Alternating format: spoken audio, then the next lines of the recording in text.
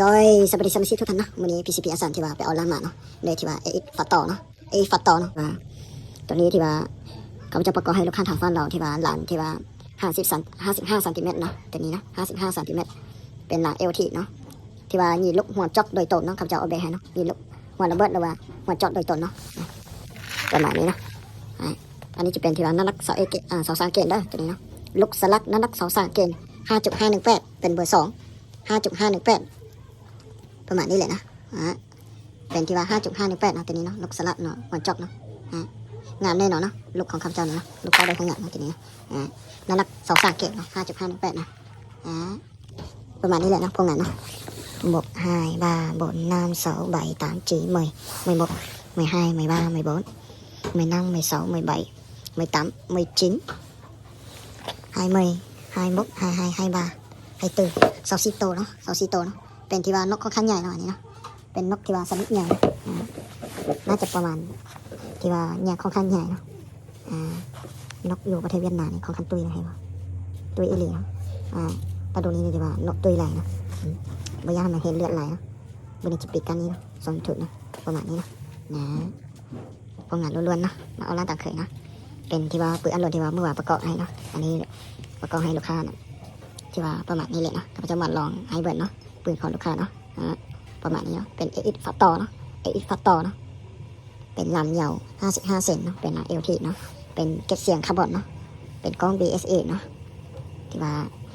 ว่าวนี่ที่ว่าข้าพเจ้าอัดเก็บเป็นเราสมบูรณ์เป็นสปอร์ตลีตเข็มมาเลยเนาะประมาณนี้เลยนะทางนี้ก็สามารถโทษได้เนาะปกติเนาะบจับมือนี่จะเป็นกิจยานเนาะกิจยานที่ว่าเป็นลุงดีเนาะประมาณนี้มันจะบมือเนาะลุงนี่เลยนะเห็นปะประมาณนี้แหละนะพวกงานล้วนๆนะนกที่ว่าข้าพเจ้าเป็นยินที่ว่านกของขันใหญ่ตัวนี้นะตัวใหญ่กว่านะข้าพเจ้ามันยินลูกหัวเจาะนะพิเศษเนาะตาเตเคยยินนกมานี่บ่เคยเห็นนกใบนี้เนาะขามันเนาะ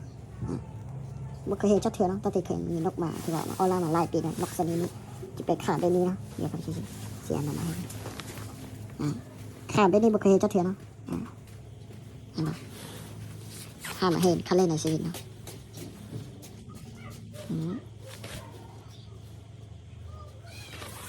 ขาตัวนี้เนาะ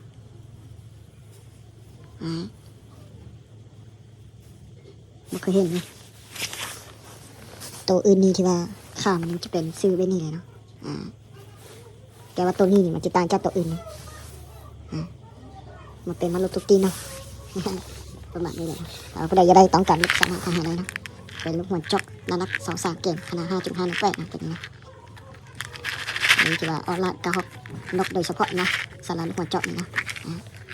ประมาณนี้เลยมาตัวกมูลเนาะตัวนี้กมูลไหล